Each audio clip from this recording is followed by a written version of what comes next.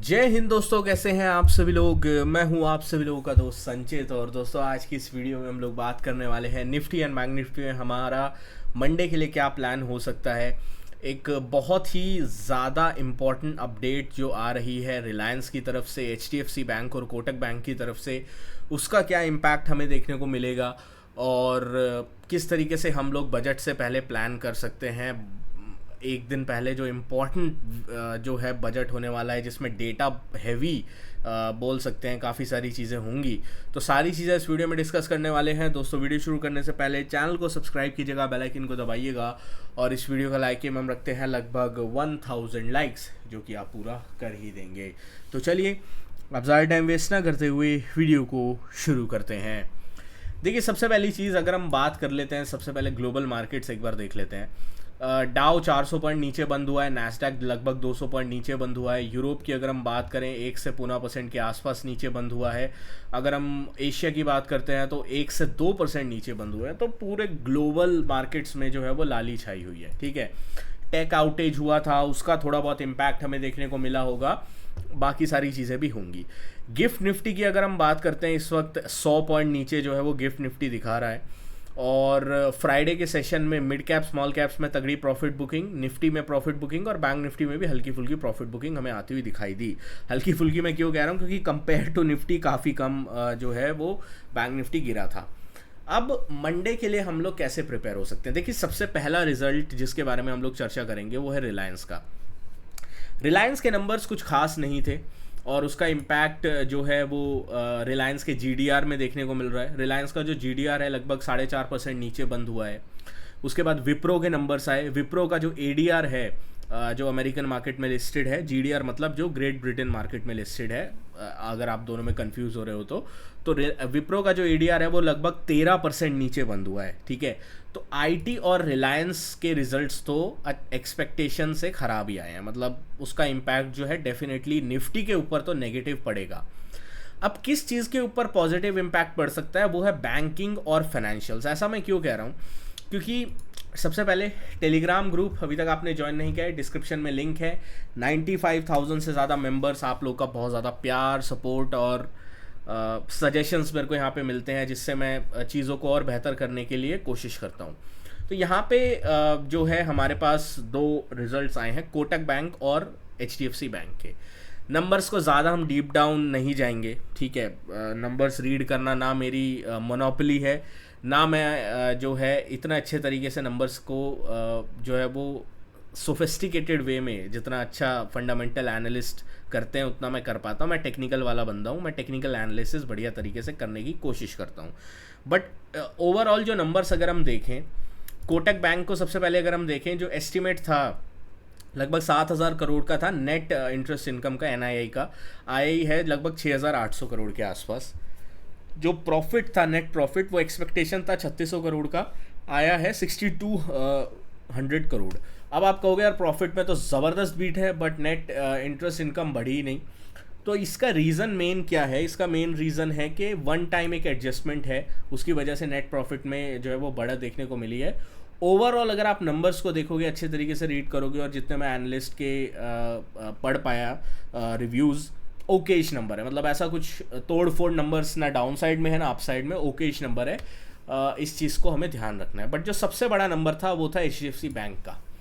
HDFC bank के numbers की अगर हम बात करें, अगर हम एनालिस्ट पोल की बात करें, लगभग 15,700 करोड़ के आसपास का एनालिस्ट पोल था। एस्टिमेट को प्रॉफिट ने 3% बीट किया है। जो एनआईआई था लगभग 29,500 करोड़ के आसपास एक्सपेक्टेशन था, 29,800 करोड़ के आसपास आया है। तो एक तो आपका एचडीएफसी बैंक ऑलरेडी हाई से गिर चुका था, क्योंकि जो Q1 का अपडेट आया था उसकी वजह से। दूसरा, प्राइस करेक्शन हो चुका था। तीसरा, हम लोगों को एस्टिमेट को चाहे हल्का ही थोड़ा सा बीट होता हुआ दिखाई दिया है। तो मोस्ट प्रोबेबली मंडे के लिए बैंकिंग एंड फाइनेंशियल्स के ऊपर हमें डेफिनेटली नज़र रख के चलनी है, क्योंकि अगर आईटी और रिलायंस इस मार्केट को नीचे ड्रैग करने की कोशिश करेंगे तो बैंकिंग एंड फाइनेंशियल्स ही वो सेक्टर होगा जो इस मार्केट को संभालेगा या होल्ड करने की कोशिश करेगा। ऐसा भी हो सकता है कि निफ्टी निफ्टी मिड कैप और जो स्मॉल कैप है इसमें हमें profit booking second back to back day जो है वो कंटिन्यू होती हुई दिखाई दे, बट बैंकिंग एंड फाइनेंशियल्स थोड़ा साइडवेज टू पॉजिटिव रहें, या अगर नेगेटिव भी रहें तो साइडवेज टू नेगेटिव रहे। तो कुछ बहुत बड़ी नेगेटिविटी हमें एचडीएफसी बैंक के नंबर से आती हुई दिखाई नहीं दी है। It was a decent set of numbers अगर हम ओवरऑल एस्टिमेट से कंपेयर करते हैं। तो अब आगे के लिए क्या प्लान हो सकता है? देखो, मंडे को बजट से एक दिन आपको पहले मिलेगा स्ट्रैटेजीज वगैरह बनाने का। कुछ अगर स्ट्रैटेजी सेटअप अच्छा लगेगा मैं टेलीग्राम पे तो डेफिनेटली शेयर कर ही दूंगा, बट मेरे लिए जो इम्पोर्टेंट हो गए लेवल्स निफ्टी के लिए, मान लीजिए निफ्टी जो है अभी दिखा रहा है 100 पॉइंट नीचे खुलने की वो कोशिश कर रहा है। हमारे लिए जो बड़ा एक लेवल होगा वो लेवल होगा 24,450 का। 24,450 का लेवल एक बहुत क्रिटिकल लेवल है, 24,420 से 450। तो ये लेवल बहुत क्रिटिकल है हमारे लिए फॉर मंडे। अगर निफ्टी 24,420 24,450 इस रेंज के नीचे सस्टेन करना स्टार्ट करता है, that would be another sign, a second sign, जहाँ पे हम लोगों को एक जो है बड़ा डाउनफॉल दोबारा से कंटिन्यू होता हुआ ये जो फॉल है ये दिखाई दे सकता है। बट ऑनेस्टली बजट के लिए अगर कुछ बहुत एसटीटी वगैरह या टैक्सेस में शेयर मार्केट्स के कोई छेड़छाड़ नहीं की जाती है, I would not be surprise एक पॉजिटिव मूव हमें बजट वाले दिन देखने को मिले। तो बजट के लिए तो मेरा व्यू पॉजिटिव है, बट हाँ मंडे के लिए मैं स्केप्टिकल हूँ कि क्या मंडे को जो है ऑपरेटर करेगा। तो इसलिए मैं लेवल्स का फॉलो करूँगा ज़्यादा, मेनली 24,420 450 इंपॉर्टेंट लेवल है। इसके नीचे अगर जाता है तो फ्रेश डाउन मूव हमें और होता हुआ दिखाई देगा। और इंटरेस्टिंग चीज़ क्या है, अगर पुट कॉल रेशियो देखूँ ना, इतना 300 पॉइंट निफ्टी गिर गया, 350 पॉइंट, पुट कॉल रेशियो अभी भी 1 के आसपास है। मतलब काफ़ी ज़्यादा जो है पुट राइटर्स अभी भी पोजीशंस होल्ड करे हुए हैं ड्यू टू बजट।